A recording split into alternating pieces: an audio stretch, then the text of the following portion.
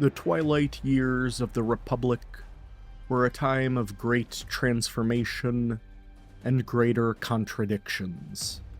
The Republic stood unopposed, and yet it was powerless to enforce its will. The Jedi basked in the galactic peace. Even as their ancient enemy, the Sith moved ever closer to their great revenge.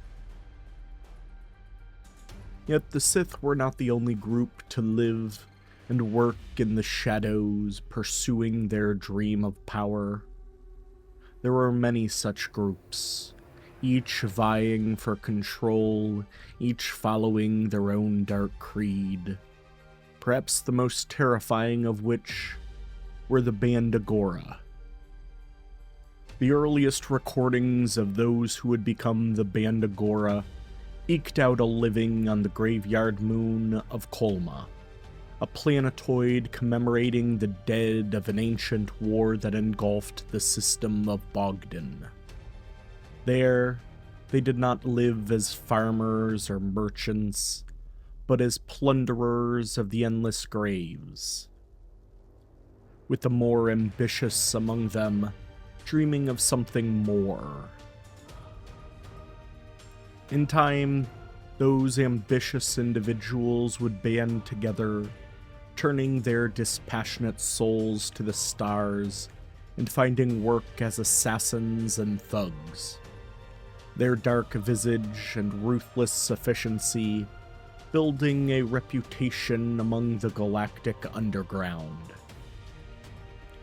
To many, they were ghosts. Rumors, speculation abounding about their origin point, but no one dared get too close. For any who found themselves within their grasp, whether they be employer, target, or just some poor unfortunate soul, they would find themselves the unwitting victim of their grisly rituals. Their forms broken with physical torture, as their mind writhed under the assault of various neurotoxins, in the end merging either as a fanatic to their cause, or a corpse to be harvested for the Bando Gora's adornment. Their cruel ambitions saw the Bando Gora ravage the Outer Rim. Eventually they descended upon the world of Baltazar. There they pillaged and slaughtered and enslaved the world's helpless population. Such was their brutality that even on distant Coruscant, their actions could not be ignored. And so, a task force of Jedi Knights was dispatched to the world, but these guardians of peace were unprepared for the fanatical onslaught. The savage butchery overwhelmed them, and only a handful escaped, fleeing to the safety of their temple, as the Gora plundered at their own pace, eventually withdrawing on their own terms, and leaving a lasting dread in their wake. From the ranks of their wretched captives, there emerged a figure who would not only survive their cruelty, but who was reforged in the pain and the torment to become their new leader, Kamari Vosa. She had once been a student of the Jedi, trained from a young age in their arts.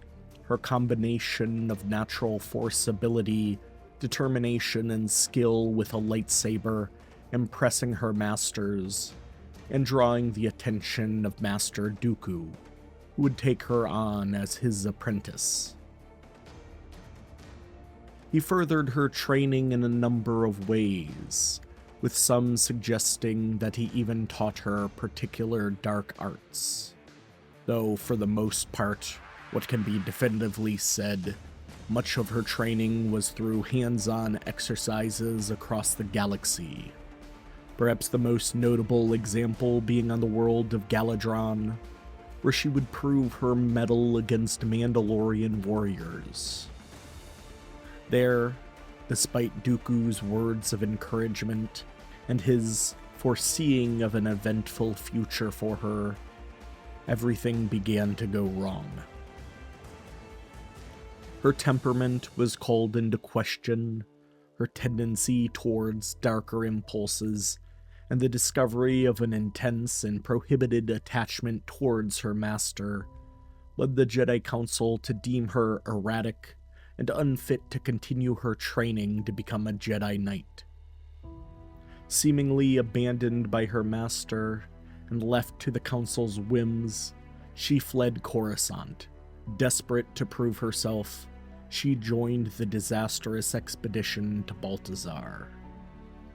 After her capture, like so many others, she was subjected to numerous tortures of the flesh and mind. They broke through her sense of discipline, and she gave in to her rage. As she did so, her power grew, and she lashed out at her torturers and her captors, killing any of the surviving Jedi and any poor soul who happened to get in her way, not out of any sense of mercy, but as a demonstration of her new power. In this moment of bloody ascension, she fully embraced the dark side, her terrifying abilities winning over the surviving Bando Gora. Under Vosa's leadership, the Bando Gora's reach exploded. No longer were they simple assassins, they were becoming a true criminal empire, expanding their connections and their power from the Outer Rim to the very heart of the Republic. Initially, she sought to use the organization's fearsome reputation to build a more traditional and legitimate syndicate, if only for appearances. This meant at times abandoning their robed appearance for a more traditional military apparel and forging partnerships with other criminal powers. The largest such partnership was forged with Black Sun, Gardulla the Hutt, and Ars Varuna, the decadent and corrupt king of Naboo.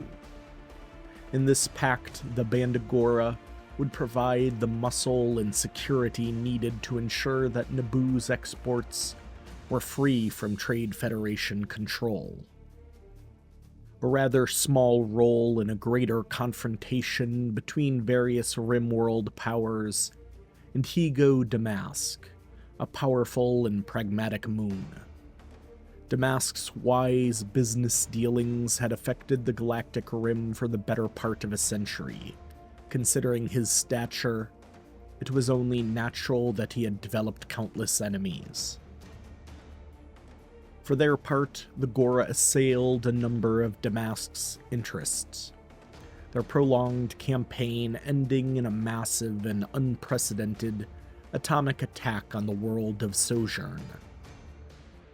An attack that was meant to end Damask once and for all. Instead, it proved the undoing of their alliance, as shortly after it occurred, it became clear that Damask had survived. It was as if by some divine retribution, their allies were cut down. The leadership of the Black Sun was exterminated. Ars Varuna abdicated the throne and was soon thereafter found dead. And Gardulla found herself challenged on every front by the upstart Jabba the Hutt.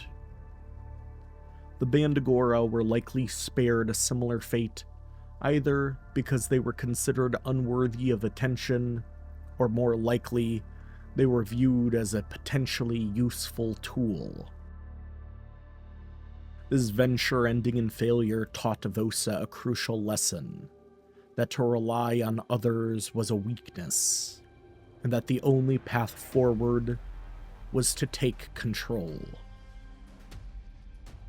Building upon the Gora's neurotoxins with her own Jedi abilities to weaken and subjugate the minds of others to her will, she left only her most trusted or necessary captains with a mind of their own. In the years following the Naboo crisis, the Gora quietly built an empire selling death sticks. Already a highly addictive substance, the Gora built a new strain, one which quickly built dependency in its users, and with the addition of mind-altering neurotoxins, suppressed their free will and individuality, leaving them as husks whose every fiber was meant to serve Vosa, an expendable army built with the dregs of society, with the forgotten, any semblance of their past lives lost. Their skin became a mottled black and their eyes glowed in either hues of red or blue. A horde that she found she could control anywhere in the galaxy by meditating upon her hidden moon. An expendable force that would be the beginning of her revenge. Revenge against her former master, against the Jedi, against the galaxy. When she learned her former master, now the Duke of Sereno, was working with great mercantile and industrial powers, stirring populist sentiments in the galactic rim, she loosed her hordes in suicidal attacks. And like the mindless, bloodthirsty beasts they had become, they achieved their goals, or they died trying. The survivors adorning themselves with the flesh of their fallen enemies. To maintain this force, even as they suffered countless losses, Vosa turned her attention to her former ally, Gardulla the Hutt, negotiating a new relationship, not amongst equals, but to her own ends, leveraging her army and the new death sticks as tools Gardulla might use to gain an upper hand against her rival. All she had to do was make her smuggler's network available to the Bando Gora. And with this network, the Gora's reach extended deeper into the underworld. Their empire specialized to such an extent that no one underling knew their plan or their location. Gardulla's mercantile interests were paired with drug production headed by Sebulto, who in turn relied on numerous planetary drug networks, while the Gora used government officials where necessary to ensure no one was looking too closely into the disappearances. Despite their subtlety, there were others watching from the shadows, who saw the Bando Gora's growth as a threat to their own carefully laid plans for the galaxy, a threat that could no longer be tolerated. A bounty of 5 million Republic credits was placed on Kumari Vosa's head, an amount that even the most selective of bounty hunters could not refuse. More than that, the issuer, a man calling himself Tyrannus, personally invited Jango Fett and Montrose, two hunters known for their ruthless efficiency, to pursue this target.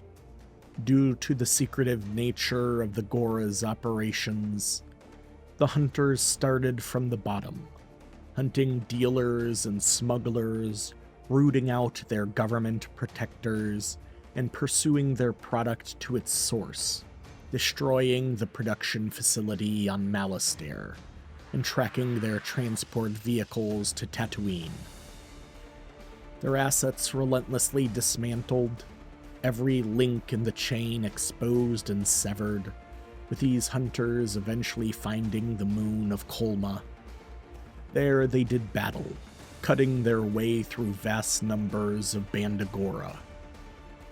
Despite this, when Jango Fett confronted Vosa, she met him with the confidence of one who had faced and killed Mandalorians in battle. Yet, she proved incapable of matching the hunter's skill. In her final moments, she saw her former master one last time, and then With a ripple in the Force, she was no more. Between the slaughter of her followers, the dismantling of her empire, years of shaping the cult to serve only her whim, she has doomed whatever remained of the Bando Gora to extinction. In the years that followed, the Bando Gora would be rendered nothing more than a footnote in galactic history, if they were to be remembered at all. The underworld would continue on as it always had, a perpetual battle between various syndicates and shifting alliances, and the galaxy at large was transformed in a vicious war, the visage of the Gora's killer becoming a symbol of hope and later fear, their dream of a galaxy submissive to a dark side figure claimed by another.